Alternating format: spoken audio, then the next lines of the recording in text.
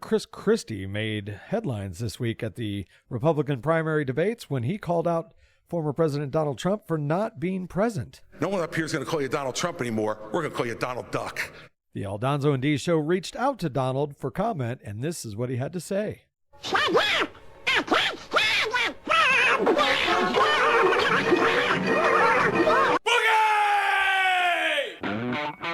Coming at you from the Skyhammer Studios here on Cities 92.9, the news and talk of Bloomington Normal. This is the Aldonzo and Dee Show. You have insanity in my earpiece. I'm Aldonzo. I'm Dees. And we've had a pretty interesting week. But first of all, Dees, how was your week personally? Oh, not too bad. Still dealing with the house stuff, waiting on the flooring to get in so I can hurry up and get that damn dumpster out of my driveway. Yeah, starting to look like homeless people. Yeah, Sanford and Son. You know, I miss that show. Don't you miss that show? Yeah. Try to catch it on. Where do they got it on? Like, isn't it on like what Adult Swim or Nick at Night? Yeah, it's on a couple of. If I ever see Sanford and Son on, like I'm clicking through channels or whatever, I'll stop. I'll stop. Yeah, I will too. Lamont, I'll get some horse divers. Dummy. So anyway, a lot of interesting stuff is going on, and we're going to try to get to as much of it as we can. One thing we didn't cover last week that I really wanted to was this Russell Brand thing. We're going to get into that. We also, of course, had the Republican presidential debates, which, again, is comical because the one guy that's actually going to be the nominee wasn't there, which I support, and I've said that before, and it's only helped him. We're going to go over those poll numbers. Biden, the Democrats are really freaking out, too, about Biden. Now, I didn't think it would get this far, okay? I just want to get out there right now. I didn't think what we're seeing, the headway that Donald Trump is making, I didn't think it was going to happen, but it is. And now the Democrats are starting to turn on Biden. And at this point, I think they're pretty well screwed. I don't see any way that they're going to get him out of there to prevent Trump from getting it. I don't know if there's enough fraud this time around to prevent Trump from getting in the White House. So we're going to get into that too. Something else I got to say, and before we go into this, going to give a shout out to the sponsor for the show, EnviroSeal. If you have sunken concrete patios, driveways, any sunken concrete slabs, give these guys a call. They'll come out, they'll use polyurethane spray foam, they'll get up under the slab, they'll pump up the slabs, and they'll be ready to drive on that same day. So also commercial and residential spray foam insulation, those guys are the kings. Give them a call at 309-275-6303 for EnviroSeal. Now, a lot of people do not do a deep dive into this Ukraine-Russian situation. This is something I want to get out in this segment right now. People understand there's a war going on in Ukraine. They understand that Russia invaded Ukraine.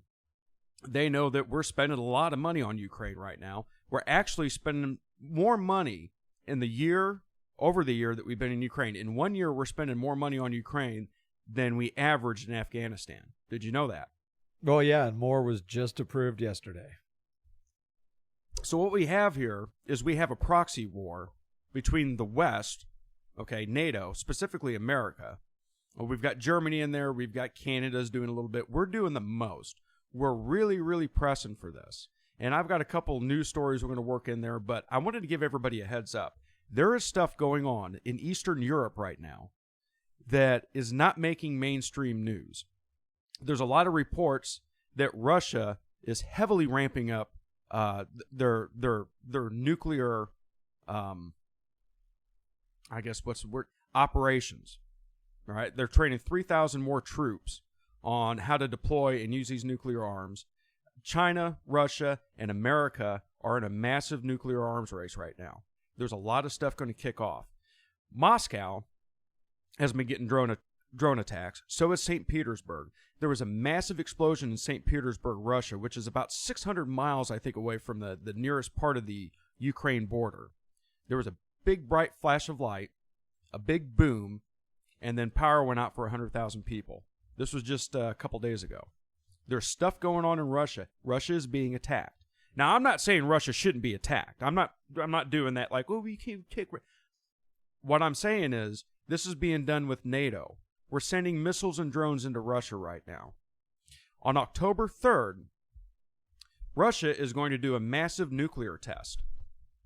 We don't know what it is, This is coming out of Russia, so you can't trust anything with this. But October 3rd is going to be a significant date for Russia to test their nuclear prowess. All right. Now, October 4th is going to be, I believe, the largest test of the emergency broadcast system. It's not the emergency broadcast system anymore, but everybody on October 4th is supposed to get via text message, radio, television, anything that's on the grid is going to get this broadcast. And it's only supposed to be a test. There's a lot of stuff going on, and this could kick off very easily because NATO is involved. This is a proxy war. And at some point, they're going to have to either walk away or somebody's going to launch a nuke, whether it's a tactical nuke in Ukraine. And I'm telling everybody, you better get ready for this. You know, this thing with China and Taiwan is going to kick off here soon, too. They're doing the same thing Russia's doing. North Korea is threatening to nuke South Korea. They said they are on the verge right now of nuclear war. Israel just threatened to nuke Iran. So you have all these nuclear superpowers in a peeing contest right now. Well, and Russia's in talks with North Korea right now, too, to get to basically trade ammo for advanced technology or food supplies. Well, of course they are. And they say this is a sign of Russian weakness. I don't think it's a sign of Russian weakness. I think it's a sign that Russia's pulling out all the stops on this. Now, you know, the other thing about Ukraine, I hear all the time, well, Ukraine, you know, if they can move that front line 1 meter back, you know, they're doing good. Ukraine's not doing that good. For all the stuff we've given them, they're banging their fist on the table for more. The only hope Ukraine has of making it out of this is a third world war. That's it. They can't do it on their own. We're sending them F-16s, Bradley fighting vehicles, ATACMS missiles, which are long-range missiles, which is going to allow them to get even further into the heart of Russia. Abram tanks. They're getting Leopard tanks from Germany. Now, here's a news report that you had to dig deep for. Excuse me. Supposedly, allegedly, coming out of Russia, and you can't find this in the mainstream news. Allegedly, in the Zaporizhia area, Russians took out a German Leopard tank. And when they got up to the tank's on fire. The people crawling out of it were German soldiers. Not mercenaries.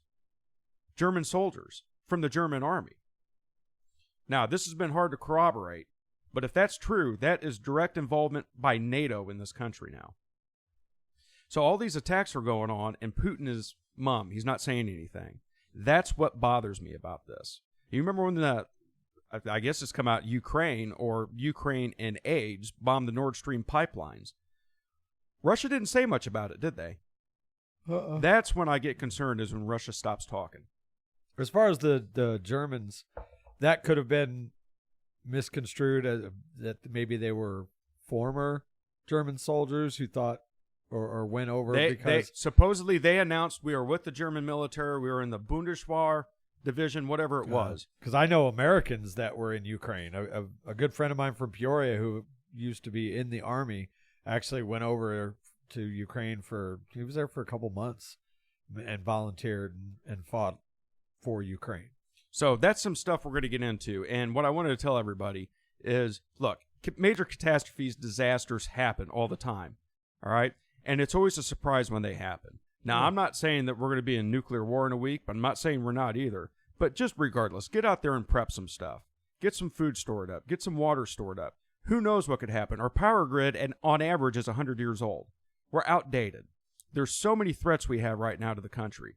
Go and get prepared now. Don't be that person that runs to Walmart as soon as sticks hits the fan and have to battle through all that. Go out now and start getting prepared for this. You already know that that's a done deal. What's that? People are going to be rushing the stores and. That's right, because nobody believes it. All you got to do is do go to Walmart, do go to Kroger's, go to all of the big grocers and everything, while us, the intelligent, will go to the sporting goods and gun shops. And well, no, if you're intelligent, you've already been to those already places. got it, yeah. Yeah, you've already got that stuff. You're good to go. So anyway, just wanted to throw that out there. We also have something as well. We're talking about Ukraine. I don't know if you guys heard this. Zelensky and Trudeau paid homage, gave a standing ovation, to a Nazi. Did you happen to see this? I didn't see the whole thing, but of course on the X or the Twitters, whatever you want to call it. I did see they were getting a little blowback for that. Let me see if I can find this guy's name. So my big issue with this, let me pull this up real quick here. So first of all, Ukraine, let me see how much time we have. We had a little bit of time for this. Ukraine, in World War II, at least half of it, most of the west part of Ukraine was occupied by Nazi Germany. And a lot of Ukrainians switched allegiance to the Nazis, okay, and fought for the Nazis. They didn't really have much of a choice. Well, whether they had a choice or not, I mean, they did it, okay? And it's like they willingly did it. So the Nazi heritage, no matter what the mainstream media tells you, the Nazi heritage is actually strong in Ukraine. The Azov division are doing the Heil Hitler salutes. They have the swastikas. This is a real thing over there. So last week, they brought a former Ukrainian soldier and honored him in Canada's parliament. And Zelensky was there. And Zelensky and Trudeau gave the standing ovation to this World War II soldier from Ukraine. Nobody bothered to check, supposedly, if he happened to be a Nazi, which he was a Nazi. He was an SS soldier. And he was in a unit that was convicted of war crimes. They're talking about deporting him. They gave a standing ovation and got their pictures taken with this guy. Now, one or two things. They knew what they were doing, or they really didn't know he was a Nazi. Either way, Trudeau and everybody in the parliament needs to be kicked out if they're that damn stupid. I'm assuming this guy now lives in Canada? Yes, he does live in Canada. Former Ukrainian SS soldier, and they honored him. We're going to have more on that, give you some more details when we come back. And welcome back to the El Donzo and D Show on Cities 92.9, the news and talk of Bloomington Normal. I'm El Donzo. I'm Deez. And we're getting back to this story about Zelensky and that idiot Justin Trudeau honoring an SS soldier. So I'm going to read a little bit of this for you, and then we're going to go to Justin Trudeau's response to this. All right? This is per the Gateway Pundit. The trip to Canada by Ukrainian President Zelensky was meant to divert from his lackluster United Nations and U.S. Congress appearances and give Kiev some semblance of a victorious foreign relations moment. To do that, Canadian PM Justin Trudeau had his guests come to a special parliament session in which he was interrupted by standing ovations several times. However, Zelensky and Trudeau have unwittingly detonated a PR bomb that is hurting both of their reputations and exposed the horrible reality of the Nazi ties of the Ukrainian Banderite regime. So, the unforced error was to bring 98-year-old Ukrainian immigrant Yaroslav Hunka, who fought for the 1st Ukrainian Division. That Nazi division was also known as the Waffen-SS Galicia Division, and they committed war crimes. So, they brought him in, they stood up and honored this Ukrainian World War II war hero soldiers, how they put him up there. Now, they even met with this guy. Zelensky and Trudeau actually met personally and spoke with this man. So, on the whole, what does it look like there, Deez? Does it look like they gave standing ovations to an SS soldier? Yeah. I mean, that's what happened, right? That's definitely appears to be what the case Let's is. cue this up, and we're going to play Justin Trudeau's response to this when criticized. Let's see if we can get this pulled up here. Obviously, it's extremely upsetting that this happened. The speaker has acknowledged his mistake and has apologized. But this is something that is deeply embarrassing to the Parliament of Canada and, by extension, to all Canadians. I think particularly of Jewish MPs and all members of the Jewish community across the country who are commemorating Yom Kippur today. I think it's going to be really important that all of us push back against Russian propaganda, Russian disinformation, and continue our steadfast and unequivocal support for Ukraine, as we did last week with announcing further measures to stand with Ukraine in Russia's illegal war against it. So, he apologized. He feels bad for what he did. At 98 years old. Isn't that nice that Nazis, when they're on your side, okay, when actual Nazis are on your side, all they got to do is apologize for it. But you or I make one slip up. Russell Brand says something he shouldn't say. We're going to get into that later, but it's up in the air. But somebody says something somebody doesn't like, and then they're pretty much banned.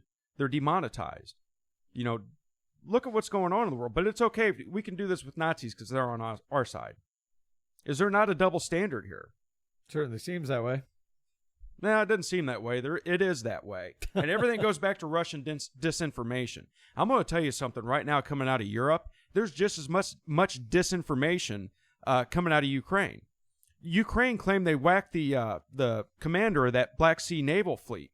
Did you read about that? No. Yeah, they said, yeah, we took him out. We took all these people out. A day later, he's being interviewed on Russian television. Like multiple times. They didn't get him. There's so much disinformation coming out of this whole deal. Now, I think it almost seems like everything's a distraction at this point, Deez.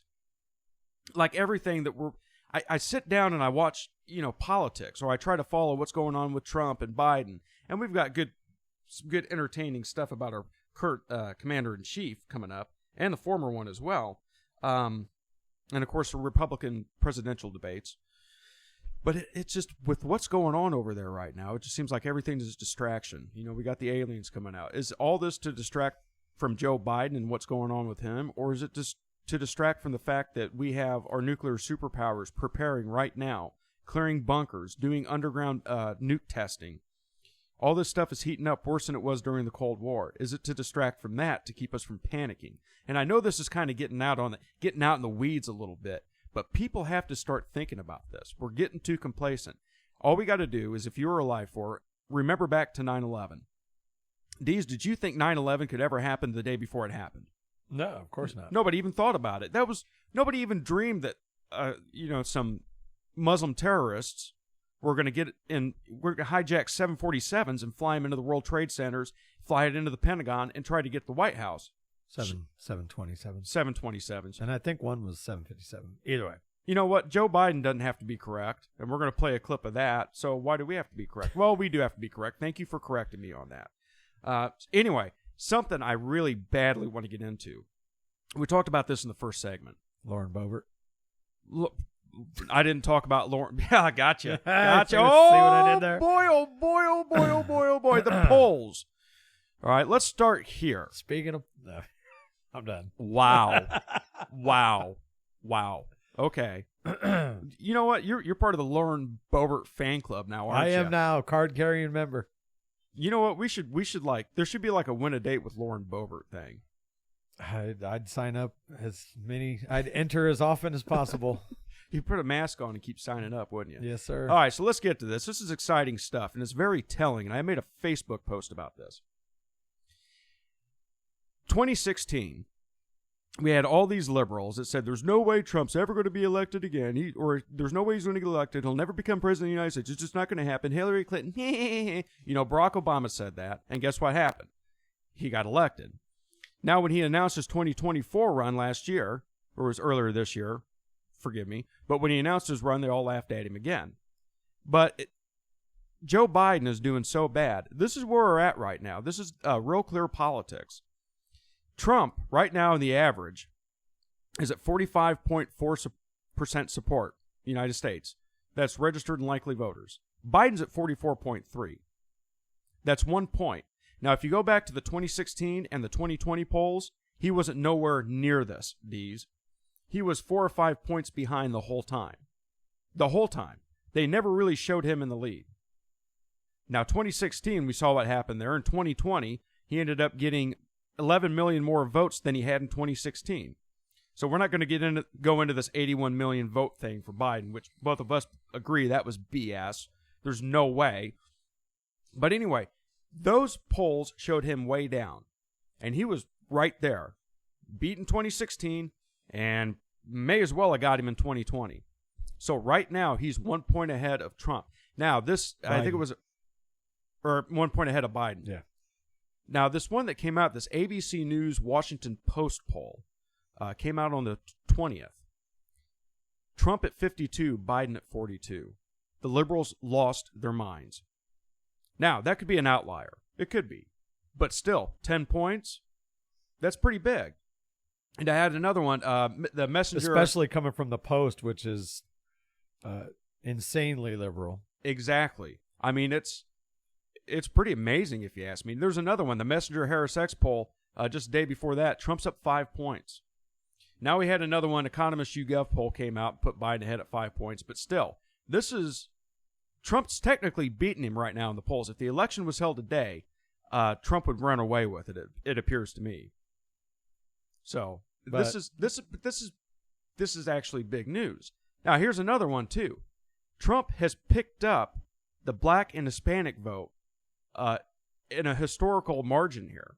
Across 5 high-quality polls that have broken out non-white voters in the past month, Trump is averaging 20% of black voters and 42% of Hispanic voters.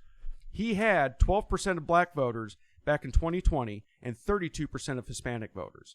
This is historical, what he's picking up right now. Well, I mean, we saw what happened after the mugshot was released, man. Everybody loves a thug. I mean, people are getting it. People are starting to understand. Now, this is a damning one. Donald Trump is leading Joe Biden among young voters by double digits, according to the survey. Recent Washington Post ABC News poll found that Trump, the frontrunner in the 2024 election, has a 19% lead over Biden, 55% to 36%, for those aged 18 to 39, and a 20-point lead for those aged under 35. That's unheard of for a Republican candidate, Dees. Yeah. What the hell is going on? Are people starting to wake up? Not be woke. Are people starting to wake up? To wake up from the woke? Wake up from the woke, yeah. Possible, but again, we're 14 months out and multiple felony convictions. Which is only going to strengthen Trump. I mean, I'm telling you right now, he could very well, and, Mark Levin was talking about this. The only thing I say to that is with all of the crooked crap that the administration and the left has pulled over the course of the last few years, I'm not, I don't care if it was 80% Trump, 20% Biden right now, because until he's actually up there on the ballot on election night, I'm not putting much stock into it, because they are going to literally pull out every stop they can. I agree. To stop him. And not only that, I'm still in the camp of there's no way in hell Biden is actually going to be on the ticket. Well, here's my theory. And Biden's at 36% support with independents, which is horrible, right? 36% independents support Joe Biden. Now, this thing ramping up in Russia, why are we pushing this? Why are we encouraging? We actually, Boris Johnson and the West blew a peace deal back in April of 2022 between Russia and Ukraine. Why? Is this getting ramped up so that we don't have elections? Is this going to be the first time we actually pull this till we don't have elections? Wouldn't be surprised. When we come back, we're going to take a break here in a minute. When we come back, I want to hear Dee's take on this, and you're going to hear my take on why I don't think they're going to. I think Joe Biden's going to be on the ticket. I'm going to tell you my theory on this. We're going to get into more stuff as well here. And we were talking in the last segment about what's going to happen with the election. Now, I think we both agree, and I hate to be a Debbie Downer. This is why we got to fight like hell, okay? But I think there's a good chance, no matter how good Trump's doing, he's not going to become the next president. You pretty much agreed with me on that, right? More or less, yeah. That they're going to find a way. Now, there's actual talk. Tucker Carlson asked Trump about this during the first presidential debate. He wasn't at the first presidential debate, but he did an exclusive with Tucker Carlson that absolutely destroyed the ratings for the Republican presidential debate. Okay, now, it was up in the air which, how accurate they were, but they destroyed it either way, no matter if you go high side or low side. Actually, Carlson actually asked him, about him getting killed, assassinated. Okay, they're whittling down his Secret Service detail. Now, Dan Bongino's concerned about this as well. A lot of people are coming out. He was on with Megyn Kelly. Check out her podcast sometime. She has a great podcast. He was talking to her about it. This is a concern right now, that he could get assassinated if he doesn't end up in jail, in prison. I wouldn't be surprised. I wouldn't be surprised either. They did. Interesting side note to this is that Melania, whatever the hell Melania. it is, Melania, just renegotiated their prenup on the down low. Yeah, well, okay. Just throwing it out there. Yeah, but that's static. Now, I think this would be the first time in history if we enter. Well, here's the thing, folks. We're in war with Russia. I don't care how much you want to candy coat it. I don't care what. Well, technically, no, we're in war with Russia. NATO's in war with Russia right now. All right, this is going from proxy war to hot war really, really fast. And we're going to be in war with China, too. Now, the motivation to be in a war is historically, okay, this is your conventional wisdom, which I don't like, but it's shaping up to be historically pretty accurate. Usually a president retains power during a war, gets reelected, wartime, usually. Now, I don't think Biden's got a hope in hell at this point. But what he can do during war, he can do it. I don't think it's ever been done, but he can put off the elections. And I'm almost positive it's never been done. I don't think it's ever been done. Now, here's the thing. What you said that you don't think he's going to be on the ticket. Biden? No. Yeah. What do you think's going to happen?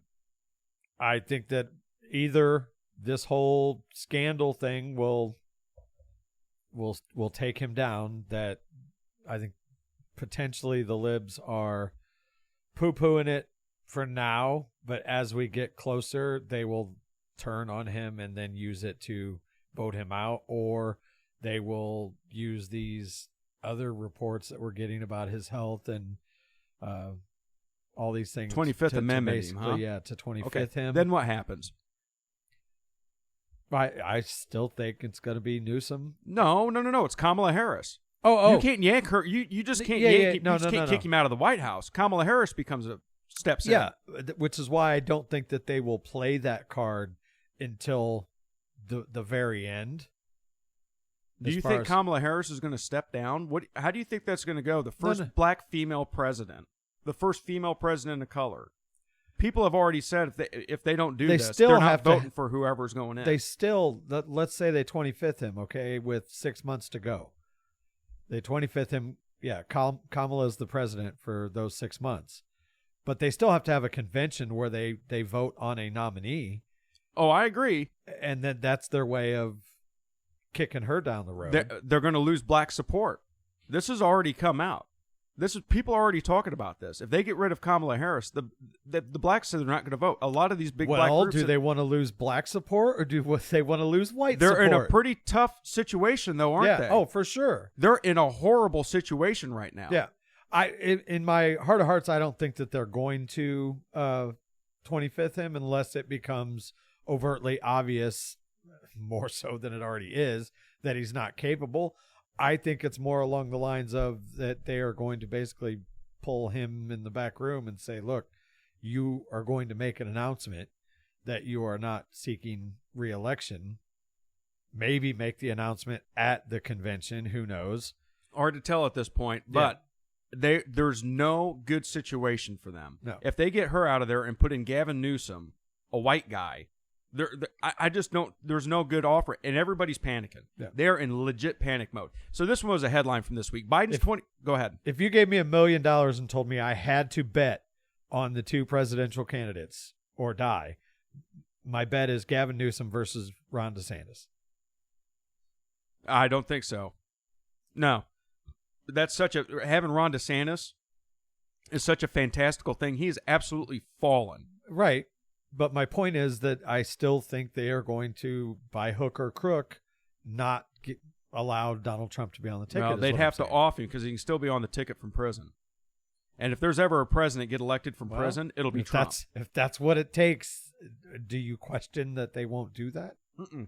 That's my point. Not at all. Not at all. And you have a very valid point to that. I just see it playing out a little bit different. So here's the issues they've got. They cannot corral this guy. He's still using the short steps to Air Force One.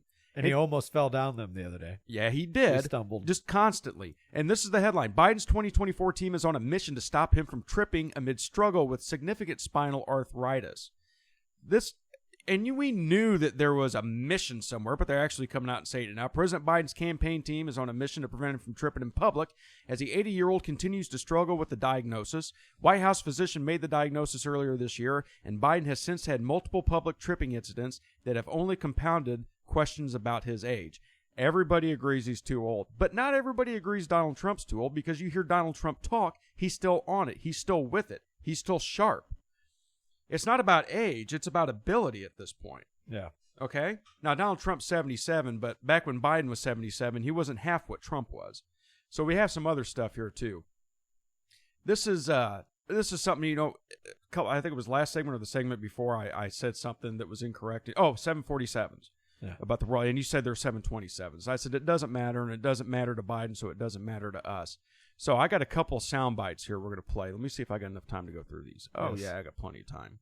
What were you saying there, Deez? Yes, you have time. Okay. A simple acronym got him tripped up. Biden 80 got stumped as he was trying to dictate the abbreviation of his administration's Pacific Islands Infrastructure Initiative at a White House forum. Let's just go ahead and play this. What do I got this list as? F it. Okay. Here we go. He just, listen to this, folks. He just gives up. Strong growth begins with a strong infrastructure. So today I'm pleased to announce we're working with Congress to invest $40 billion in our Pacific Islands Infrastructure Initiative.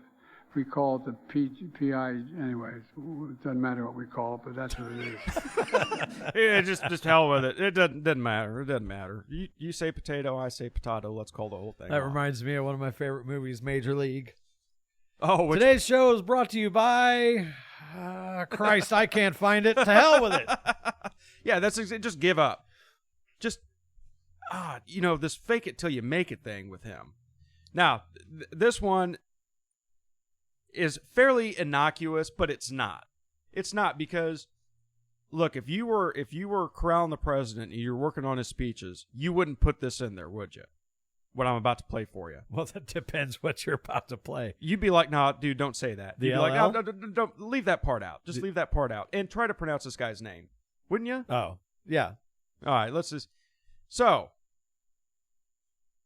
Joe Biden was addressing the Congressional Black Caucus, and he was kind of making some, giving some praise to LL Cool J. Let's listen to it real quick. Oh, we don't want to pull that one up again. Here we go. This is him calling out LL Cool J. Great artist of our time representing the groundbreaking legacy of hip-hop in America, LL Cool J. By the way, that man's got biceps bigger than my thighs. I think he's been... And MC Light, both of you, thank you. It's kind of hard to give praise to somebody and talk about how great they are when you don't even know their name. Right. And everybody's laughing like, oh, this is okay. This is just fine. Great artists of our time, yet there's no shot in the world that Joe Biden can name one song that LL Cool J Absolutely not. No chance. Let's see if we got time for one more here. He really bones up. So Biden praised the Congressional Black Caucus even further, and we're going to play that for you real quick. And I mean this sincerely. My dad used to say, everyone is entitled to be treated with dignity and respect. Congressional Black Caucus embodies all those values. There's only one problem with that. He wasn't at the Congressional Black Caucus. He was at the Congressional Hispanic Caucus. So this was not the same. No, this was different. Okay. It comes a point where these aren't gaffes anymore. He was addressing the Congressional Hispanic Caucus. The Congressional Black Caucus, I mixed up my blacks and my Hispanics. I would be surprised if he goes, sorry, folks, you all look the same to me. We got some stuff about Trump, too, I want to get into. And then we got some Karine Jean-Pierre, typical stupid stuff. Let's start with KGP. She was addressing the White House, of course, from that iron podium she has with her, strong, feminist, individual resolve. And she was talking about the UAW strike, which, if you're big on this, it's the big three car manufacturers. Okay, the UAW's on strike with them. They want 4-day work weeks and a 46% increase in pay. That's a lot. 46? 46% increase in pay, and they want to whittle down their hours. Hell, So I want a 46% increase. Well, who doesn't? Right? So anyway, Biden made a big deal to go and picket with them, all right, on Tuesday. And he was there for like 2 minutes, okay? Going down and picket with the workers. It was a PR stunt. There's a picture of him standing there with the heads of the UAW, and one guy's just giving him this eat sticks and die look. Did you see that picture? We need to see if we can get that and get it up on the Facebook page. So anyway, Karine Jean-Pierre is getting grilled about this.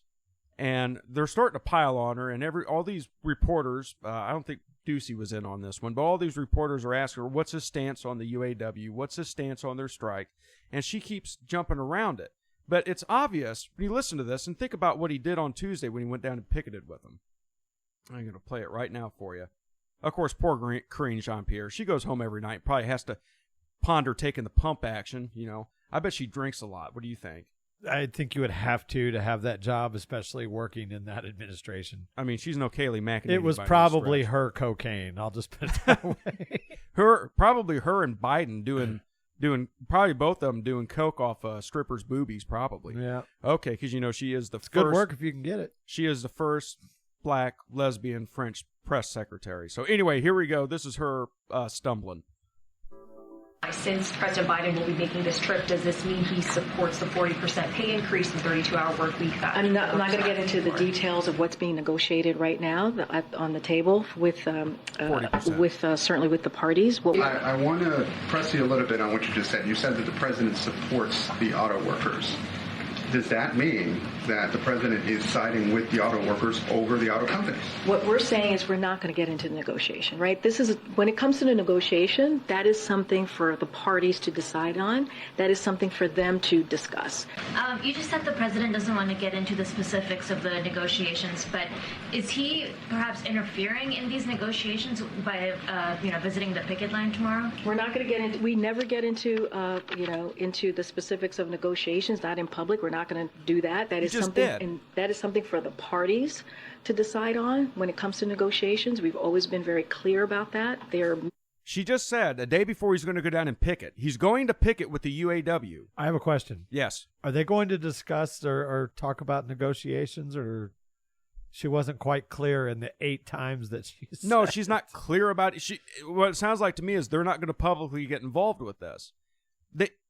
He is going down to picket with them, but they're not. Well, we support, but we don't know. We don't do this. Well, we're not getting publicly involved, and this is between them. No, if the president of the United States is going to picket with the UAW, he's directly and publicly involved with it. If that doesn't show he supports what they want, what does? What this? Yeah. So 40% pay increase for all of the UAW workers. Yeah, and I said 46. Sorry, I've had a lot of numbers on this show today. It doesn't matter. Yeah, a 32-hour work week. What do you think that's going to do to the price of automobiles? What's the price of automobiles at now? Well, it depends on the automobile, but for, let's just say, a low-end vehicle, brand new, you're looking at least, if I had to guess, 12 to 15, and that's for the cheapest of the cheapest vehicle, brand new. And I don't even think it's there. I think you're right around 1920 right now. You can get some of the smaller. My mom just bought a new Expedition. Economy cars for probably, an Expedition, that's probably $80,000. No, I mean, but it was a baseline model. It was I think it was 68 or something. Yeah. All right. And I would say your average sedan would probably be in the 25 range. Do you know why she bought it? Because she's afraid everything's going electric. They're talking about banning gasoline-powered engines by 2030 in a lot of these states. And Illinois is not far behind them. Well, she's like, I might as well get it now before it's going to cost me $100,000. Good luck with that when the war hits and there is no electric. Yeah, exactly, right? Exactly. Now, so something else, and Trump went and talked to a non-union auto plant. And, he made the point. Rivian?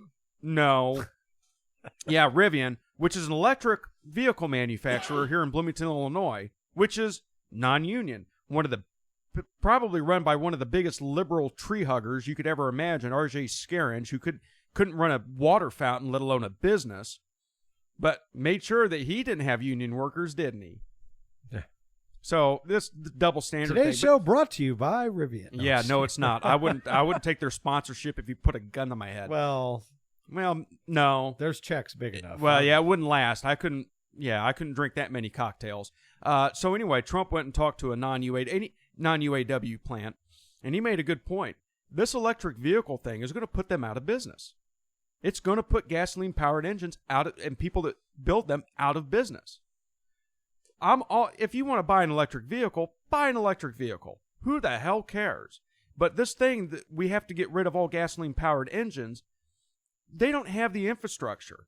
They don't have the infrastructure to do this. We don't have the power grid to do this. If Russia, North Korea, Iran, China doesn't take out our power grid, we're going to do it to ourselves. Now, the grid can't handle it. If they were to, get rid of all of gas power and make everybody go electric, the entire the grid across, damn it, hiccups, the grid across America couldn't handle it. No, it couldn't. They would literally have to re-engineer the whole damn country. There's no way they're going to get around this. They are causing societal collapse when it doesn't need to be caused. They're literally putting themselves out and causing everything to collapse around them when there's no need for it. There is no need. Look, there's no need to go all electric at this point. It's not like we only have 2 years worth of gasoline left, okay? Or crude oil. We have tons of crude oil. We just need to start utilizing it and then let the technology catch up. When the technology's there, then we can talk about it. When the infrastructure's there, let's talk about it. But why not use our resources? The old saying, sweat your assets, and we're not doing that. We're going to talk a little bit about Trump in the second hour, and this is the El Donzo and D show. This will be a bit of a long break. Hang in there. We'll be back for the second hour of the show right here on Cities 92.9, the news and talk of Bloomington Normal.